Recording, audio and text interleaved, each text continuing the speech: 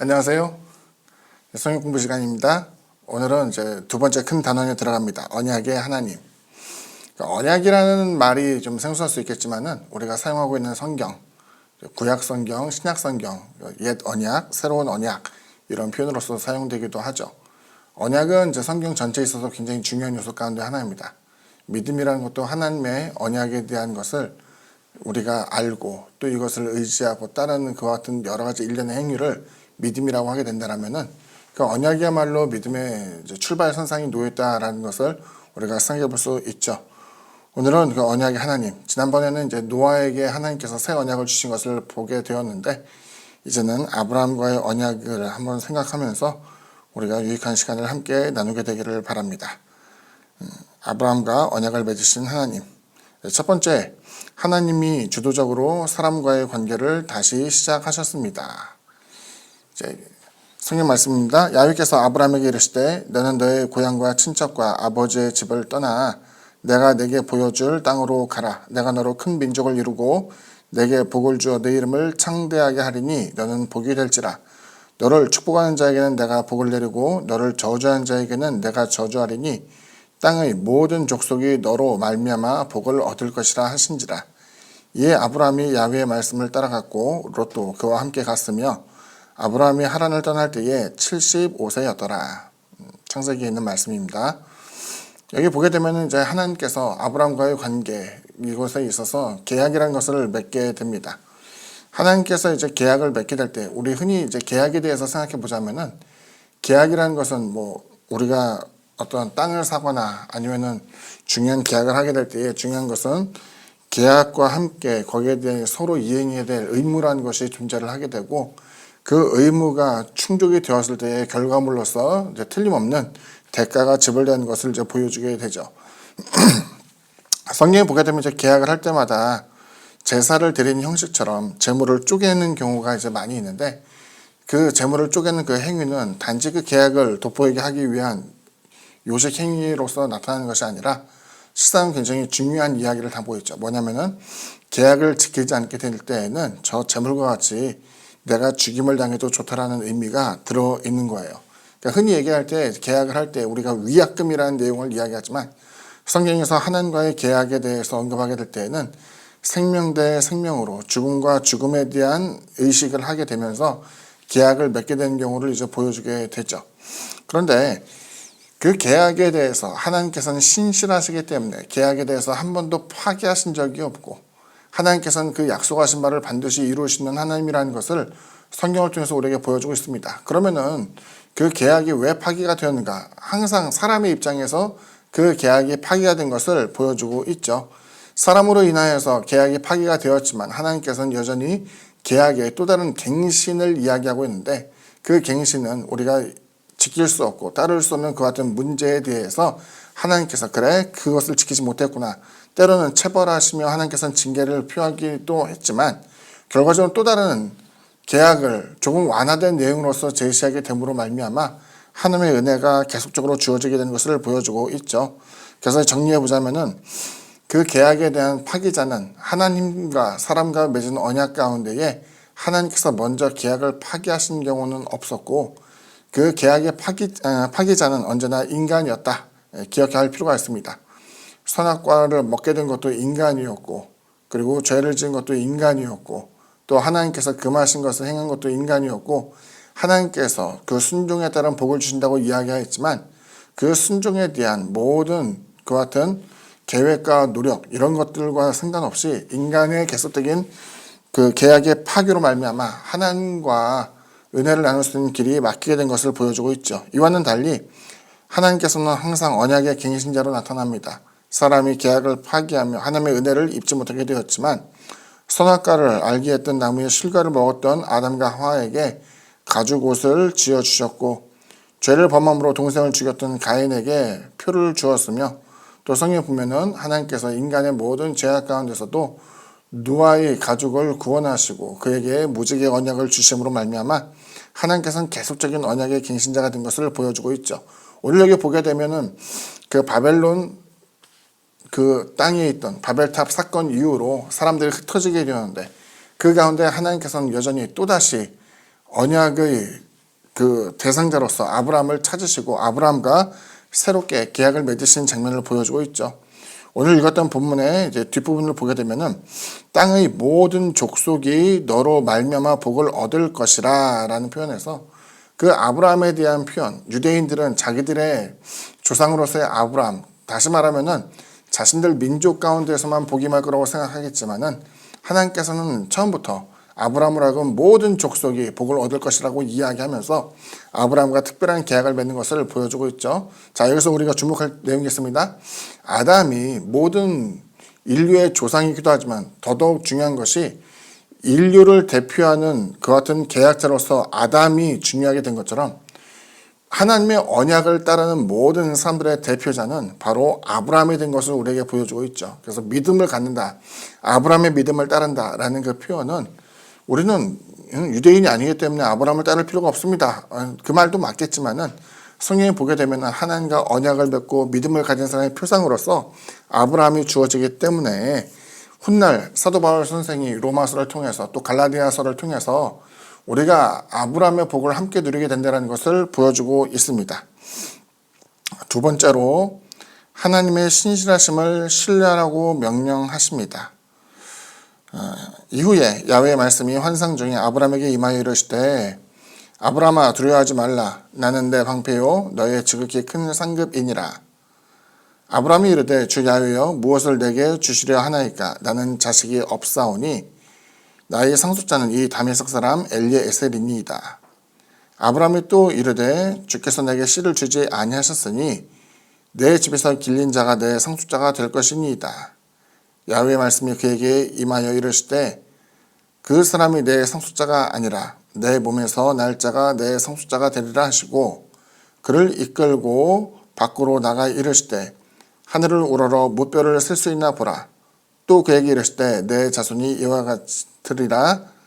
아브라함이 야훼를 믿으니 야훼께서 이를 그의 의로 여기시고 다음과 같은 말씀을 하고 있었죠. 하나님께서 이제 아브라함에게 나타나시사 지시할 땅으로 가라고 했을 때에 하나님께서 부르셨던 그 아브라함의 나이는 75세였습니다. 75세의 그 아브라함이 하나님 말씀대로 따르고 이제 이주하게 되었지만 좀처럼 쉽게 아브라함에게 후사가 생기지는 않았습니다. 불만을 갖고 있었다라기보다도 아브라함이 갖고 있던 그 생각에는 하나님께서 이와 같이 약속을 하셨지만 그 약속이 언제 이루어질지 그리고 점점 이제 노쇠해지는 자신의 모습에서 이제 조바심이 나게 되는 것을 보여주고 있었죠. 하나님께서 아브라함에게 약속했던 그 모든 것이 우리가 주목할 것은 불과 1, 2년 사이에 이루어진 것은 아니었다라는 거예요. 우리는 하나님의 약속 그리고 하나님의 계획, 하나님의 뜻에 대해서 우리의 시간과 우리가 원하는 방식 또 우리가 원하는 뜻대로 이루어지기를 원하는 경우가 많이 있지만 하나님의 역사하심은 전적으로 그와 같은 사람의 계획을 통하여서 이루어진 것은 아니라고 생각이 됩니다. 여기 보게 되면 저는 종종 설교할 때 그런 얘기를 해요.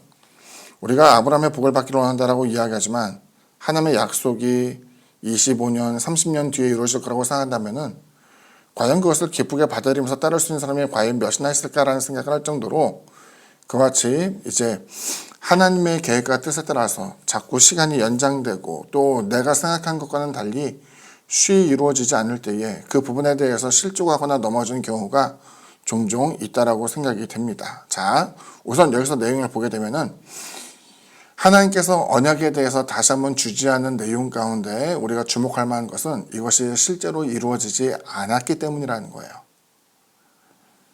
우리에게 믿음이 필요한 것은 하나님께서 언약을 통해서 소망을 주실 때에 현실과 소망을 이루는 그 갭, 이것이 어떤 시간의 개념, 공간의 개념, 그리고 차원에 대한 개념으로서 굉장히 좁혀져 있다고 생각한다면 우리는 구태여 믿음을 가질 필요가 없어요. 하나님께서 말씀하시고 이것이 5분, 10분 있다가 혹은 하루 뒤에 이루어질 일이라고 한다면 그 믿음으로서 인내한 시간도 굉장히 짧아지겠죠. 그런데 여기 보게 되면은 아브라함이 하나님께 약속을 듣고 10년이 지나서 20년이 지나서 상당한 기간이 흘렀음에도 불구하고 바뀌어지지 않은 자신의 모습 가운데 고민하는 장면이 나오게 되죠. 그런데 그때에 하나님께서 아브라함에게 나타나시사 이제 밤하늘의 별을 보게 하시고, 또 우리가 알고 있는 것처럼 그 바닷가의 모래알갱이를 헤아리는 것처럼 많은 숫자에 대한 것을 생각하게 되면서 하나님의 신실하신 약속에 대한 것을 기억할 것을 우리에게 이제 요청하고 있는 것이죠. 여기에 대해서는 반감을 갖고 있는 사람도 많을 수 있을 것 같아요. 뭐냐면 하나님께서 약속하시고 이루고자 하신 것이 속히 내게 이루어진다고 한다면 이와 같은 내용은 필요 없는 것 아닙니까? 라고 이야기할 수 있겠죠. 하지만 하나님의 언약이라는 것은, 언약은 내가 이루고 또 성취하게 될 여러 가지 일들이 굉장히 멀리 길게 이루어진 경우도 종종 있기 때문에 이 부분에 대해서 우리가 낙심할 수 있다는 거예요. 봄이 되지만 쉽게 싹이 올라오지 않는 그 같은 식물들을 보면서 이것은 죽은 것이 아닐까 생각이 들기도 하고, 하나님의 언약을 받아들게 되었지만 쉽게 내 삶의 변화로 이루어지지 않게 될 때에 내가 잘못한 것은 아닐까? 하나님께서 시건을 하신 것은 아닐까? 혹은 내가 무엇인가 잘못되었기 때문이 아닐까? 하나님께서 나의 가운데에 어떤 죄악에 대한 부분을 발견한 것은 아닐까라는 수만 가지의 생각이 이제 떠오르게 되는 것이죠. 앞서 이야기한 것처럼 그 언약이라는 부분이 상호 이행하는 그 관계에서 주어지기 때문에 보통의 경우는 하나님의 신실하심에 대해서 어느 누구도 부정하지 않기 때문에 마치 하나님의 약속이 내게 쉬이 이루어지지 않는 경우는 내 속에 죄가 있는 것은 아닐까, 내가 문제가 있는 것은 아닐까라는 생각이 들 수도 있다는 거예요. 하지만 믿음이라는 것은 하나님의 약속에 대한 전적인 신뢰를 이야기합니다. 하나님을 믿고 따르는 것이죠. 아브라함은 하나님 앞에 완전한 사람이 아니었어요. 때로는 애굽에 내려가기도 하였고 아비멜렉에게 자신의 아내를 누이라고 속이기도 하였으며, 또 성경에 보게 되면 그 아브라함이 실족하여서 마음이 약해진 때가 여러 번 나오게 돼요. 하나님께서는 인간이 갖고 있는 연약함도 알고 계셨고 이것을 감안하여서 하나님의 언약이 때로는 주어지게 되었어요. 하나님이 저와 여러분에게 언약을 주실 때에 정말 완전한, 하나의 실수도 없는 온전하게 이루어지기를 원한다는 것은 우리가 생각하기에는 가장 좋은 신앙의 모습인 것처럼 보이지만 우리 스스로를 그렇게 우리가 의지할 필요는 없어요.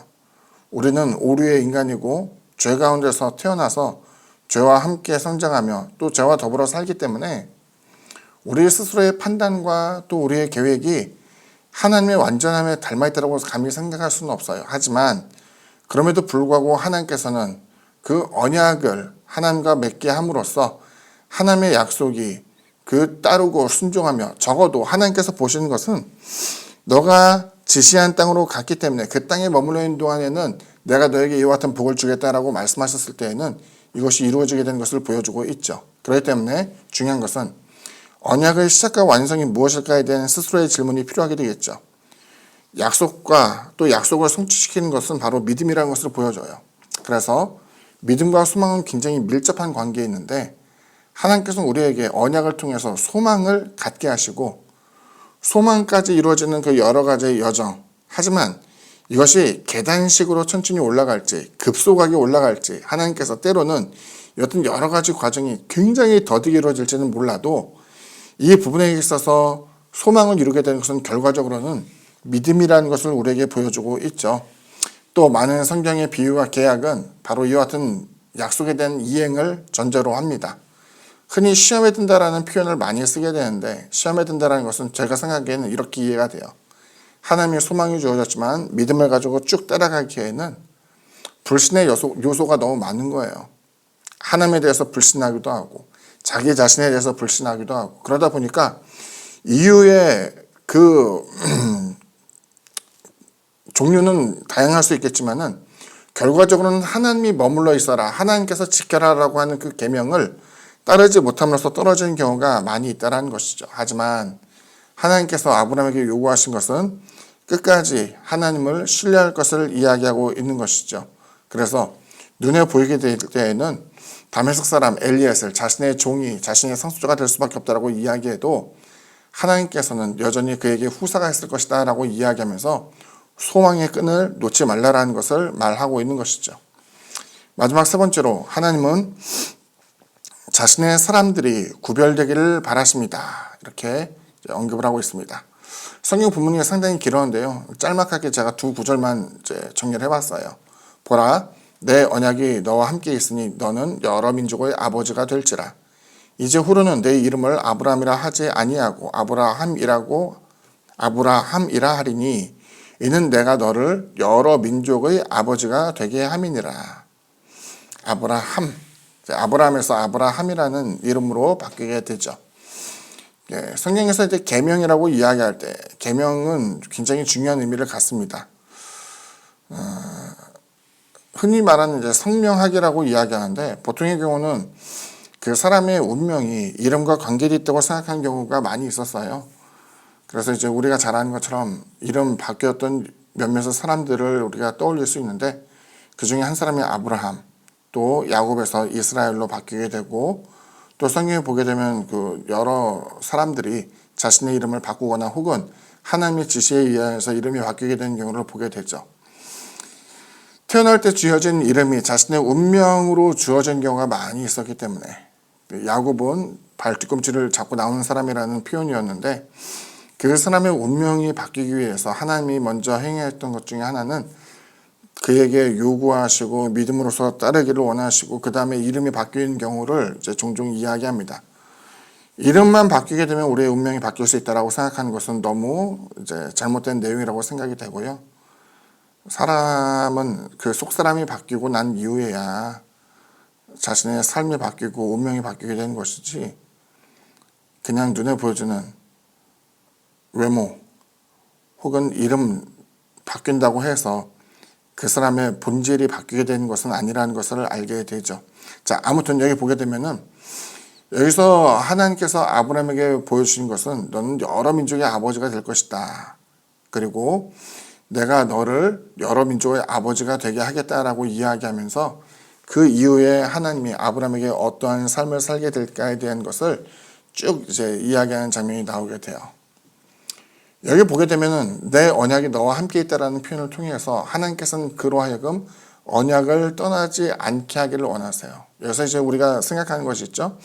언약 준수 여부에 따라서 우리의 성취가 달라진다는 거예요. 근데 여기서 이제 한 가지 우리가 궁금해하고 질문할 수 있는 내용이 있어요. 언약을 이루는 데까지의 여정도 힘들지만 언약의 성취가 되고 난 다음에 이것을 유지한 것 역시 이에 못지않은 게 중요하며 또 어렵다는 것을 우리가 간과해서는 안 된다라고 생각이 돼요. 하나님의 언약이 너와 함께 있었다라고 하는 것은 하나님이 아브라함에게 너가 그 가나안 그 땅 가운데 거주하였던 것처럼 이삭도 그 땅에 거주해야 되고 훗날 이스라엘도 그 땅에 거주해야 되는 것을 이야기해요. 왜? 하나님께서 그 땅에 머무를 때에 하나님께서 큰 민족을 이루게 하시고 하나님의 복이 임할 것이라는 것을 말씀하셨기 때문이죠. 그 같은 언약이 이제 승계가 되는 장면이 나오게 되는데 여기서 보게 되면 그들도 역시 하나님을 믿어야 되고 하나님의 약속을 기억해야 되고 그 약속을 지키면서 살아갈 때에 하나님의 언약이 계속적으로 유효하게 되는 것을 보여주고 있어요. 아브라함에게 있어서 하나님께서는 이제는 이삭만을 통해서 이스라엘 민족이라는 그 같은 성취뿐만이 아니라 이제 이스마엘 그리고 이제 성경에 보면은 아브라함이 사라가 죽고 난 이후에도 또 결혼을 해서 다른 아이들을 낳는 장면이 나오게 되는데 그 각각의 자녀들이 하나의 족속을 이루게 되면서 많은 민족, 여러 민족의 아버지가 된다는 그 말씀이 성취가 되는 것을 보여주고 있어요. 자, 그렇다면 이제 우리에게도 똑같은 질문을 할 수 있죠. 그러면은 하나님이 아브라함에게는 그 땅에 거주해라. 그리고 하나님의 언약대로 살아라. 이렇게 얘기했지만 그럼 우리에게 주어진 언약은 무엇일까? 뭐 우리가 다 짐 싸고 팔레스타인 지역으로 가가지고 하나님의 말씀대로 그 땅에 거할 수 있는 것 이런 것을 얘기하는 것은 아닐 거 아니에요. 그러면 하나님께서 우리에게 주신 언약은 무엇일까? 뒤에도 내용이 나오게 되겠습니다만은 옛 언약과 대비된 새 언약 그것은 바로 그리스도 예수를 통해서 우리에게 주어진 언약이에요. 주님을 통해서 우리가 하나님에 대해서 알게 되고 주님을 통해서 거할 곳이 여기서는 가나안 땅이지만 우리는 하나님의 진리 가운데 거하게 되고 선을 행하며 또 하나님께서 원하시는 큰 계명 두 가지 하나님을 사랑하는 것, 이웃 사랑을 통하여서 이것을 지켜나가게 될 때에 하나님의 복과 은혜를 누리게 되는 것을 보여주고 있죠. 바라건대 이와 같은 하나님과의 언약을 잘 지키면서 하나님의 복을 은혜로 받게 되는 이제 신앙인이 되기를 바랍니다. 이것으로 성경 공부를 마치겠습니다. 다음 주간에는 이제 설 명절 연휴가 있기 때문에 한 주간은 이제 휴강을 하게 되고요. 그 다음 주에 건강한 모습으로 뵙겠습니다. 감사합니다.